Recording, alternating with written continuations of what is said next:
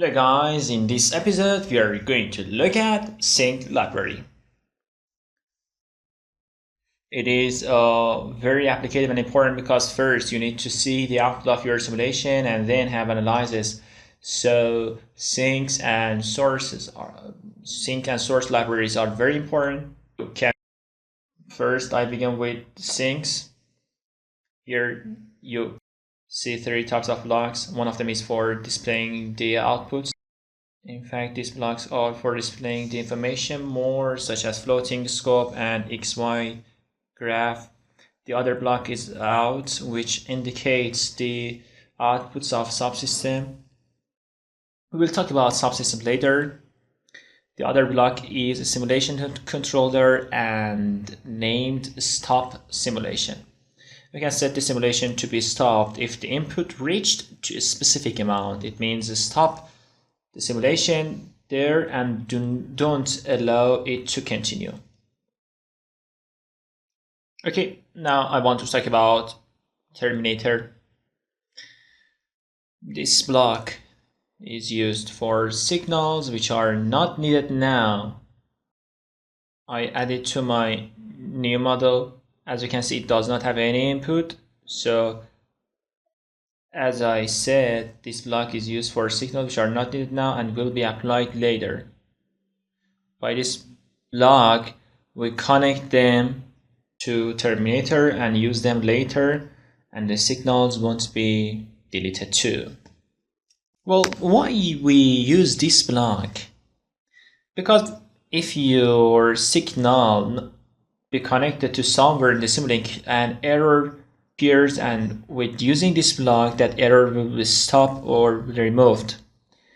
The other block is to file, which transfer the Simulink outputs to MATLAB as .mat. Also here we have two workspace block. This block transfer our data to the MATLAB workspace. Let's give an example for better understanding of the block.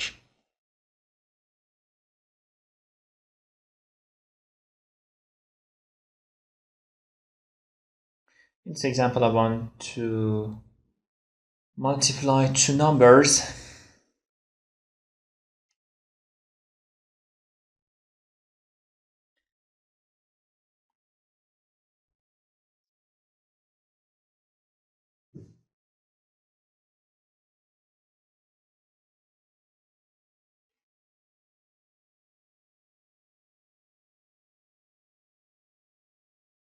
Then I want to show the output in this place and transfer it to MATLAB workspace and use it there.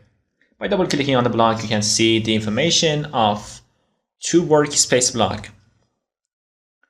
For example, I set a variable name P. Also, you can limit the information. Save. The other important option is save import format, which is very important. You can save it in 4 formats. We can distinguish the formats by working with them and doing such projects, because displaying all of the formats take a long time in MATLAB.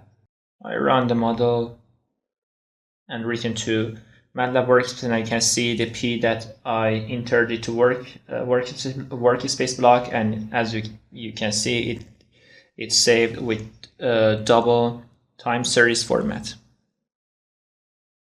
I do not save it. The next block is out. Based on this block, we have another block named in.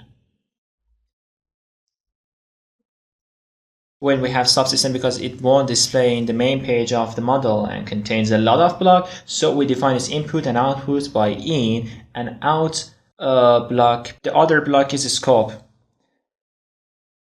As I gave some examples in the previous chapter, we use mux block in order to show some signals in a common display and compare them.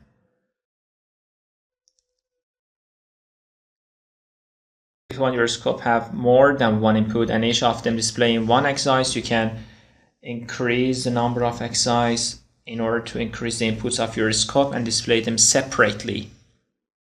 Also, there is time range and sampling. We can change this scope to floating scope directly, but I don't do this work here and explain it in the floating scope block later. Also, there is limit data. Sometimes you simulate your system, but it's not shown from beginning to the end, and some parts will be deleted. But if you inactivate this option, you can see the whole simulation. The other applicative option is save data to workspace. If you use this option, it is not needed to add that to workspace block. As you can see, there are 3 formats to saving here. You can specify the title of your variable as well as the structure of formats. Finally, we have style, which you can change the font and color of different parts of scope. For example, here I select the pink color because I want to see how color of the system changes.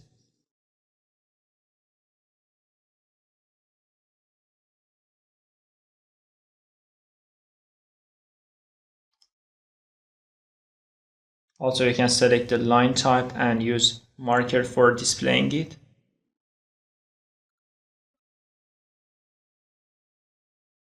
As you can see, the colors of the scope have changed in this way. Also, if we had an output, we could change its linear modes. Okay, I think I have explained all the important points of scope. The next block is floating scope, or the scope which does not have the input mode. So we use signal selection in specifying its inputs. Let's work an example.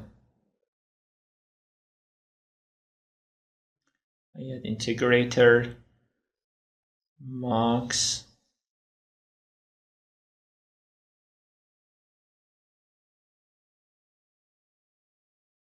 I use signal generator 2.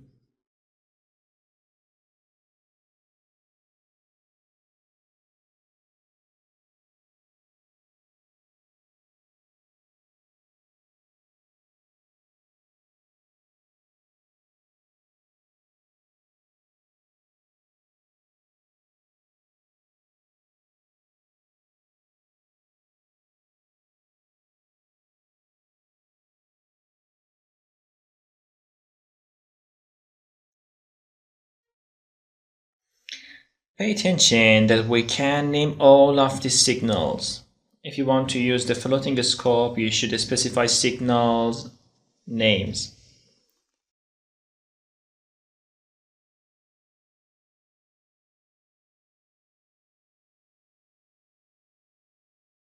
Before specifying the names, you can see that we have 3 options here for examples. Here, if I activate the mux, it shows the mux output as a signal. And there are other options such as integrator and signal generator, which I can do so.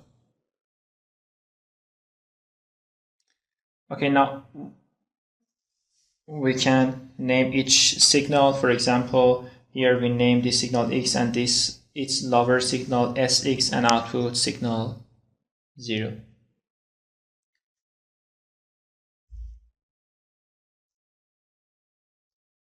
Now if I click on the floating, you can see that the signals have changed. Now I run the simulation.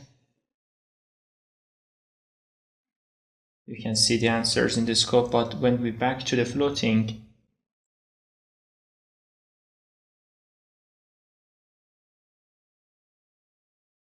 as you can see, there is nothing. For example, I activate signal X to see its output. But again, there is no signal in the floating. Here the point is that we should change some settings to use it in our simulation. In doing so,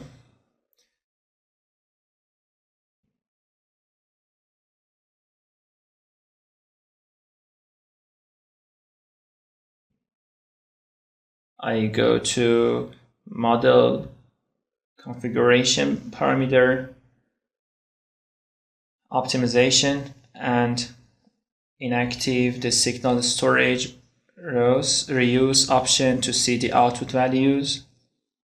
I click on the floating scope and then unlock the access are currently locked option, and then I go to signal selection and choose a signal.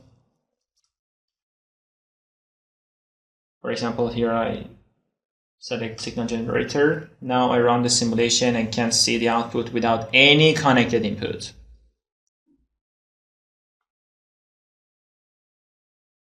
Now suppose that I want to show more signals by floating scope. I set the number of axes 3. Now as you can see, we have 3 screens. I choose signal for each of them.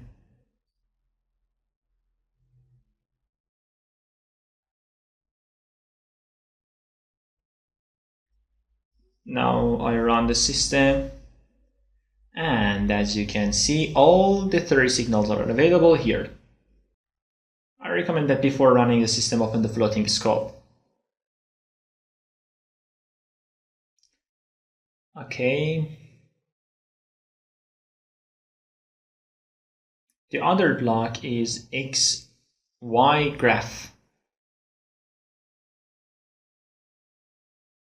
I want to begin it with a MATLAB example. Suppose that we want to show sinus to the power 2 t in the interval of 0 to 2p.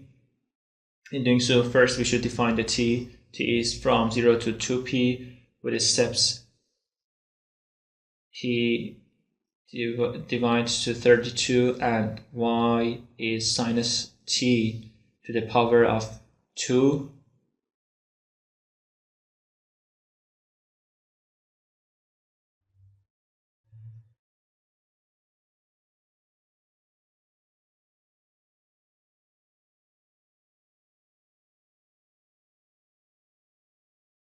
Now if I enter the plot, our function will be plotted. This is the instruction that is existing in MATLAB. Now I want to implement it in Simulink. Well, whenever we want to plot a graph or plot 2 variables in terms of each other, we must use XY graph. Here I need sinus wave 2.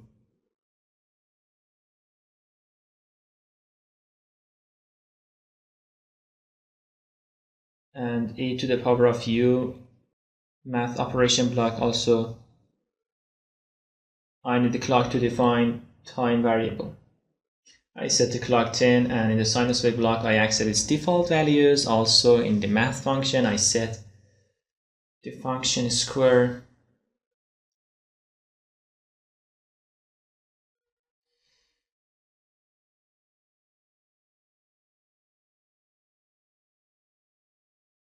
Here for XY graph, you should define the interval related to x and y from the beginning to the end. I set x means 0, x max 2 times pi, y mean minus 0.5, and y max 1.5. Now if you run the system, you can see the function that expect from XY graph block. Now you may think that we could see it on the scope very easily, but in fact it is a variable with time constant system. But there are timeless systems that we are dealing just with x and y, like this. System that I want to simulate it, we have to define x as time in system. But in fact, x and y are the considered variables in the system. Suppose that we want to simulate y equals to x to the power 3, x to the power 2 plus 3x minus 1.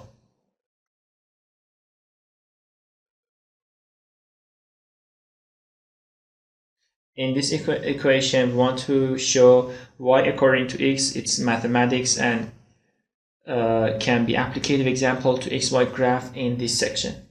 In doing so, we need several blocks. The main one is sum, we need constant, and the gain. And math function block that we have in our model too.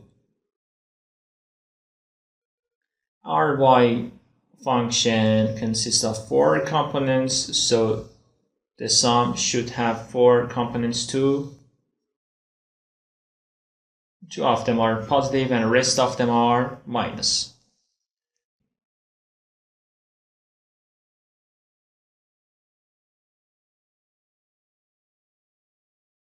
I try to make the model based on the equation. So the output is the y function. If I copy xy graph here, I need to get the xy graph second input from the controller output. Also, I want to define x by the clock. So y will be plotted in terms of x, but y has not initialized yet. In doing so, we should get feedback from x for our 3 components. Minus 1 is a constant amount, I enter it here. Then first, we should enter 2x to the power 3. We need math function to do that. We can create it with POV function in math function block. As you can see, it creates u to the power v. We should enter u for the lower part and v for the upper part. The u is x here. We take our signal from x. We set a constant in the lower part. We set its amount equals to 3. Then in order to get the power 2, we multiply it in a gain block with the value of 2.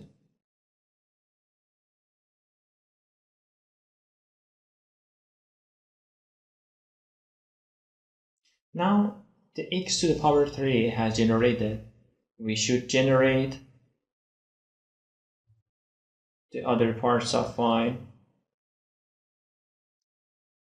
In the next part, we have minus x to the power of 2. We use math function 2. We set its function square here. Because it's available here, it's not needed to repeat the process. But for the third component, we don't use math function. Here just we multiply the x in a gain. This gain value is 3, and of course before simulation we should specify the x and y interval. I set x interval between -5 and 5 and y interval between -150 and 150. In this graph we don't have anything from -5 to 0 because they have been defined by clock, and positive times were detected for this system because I defined the x between 0 to 2p. We don't see the discontinuous mode. I save it.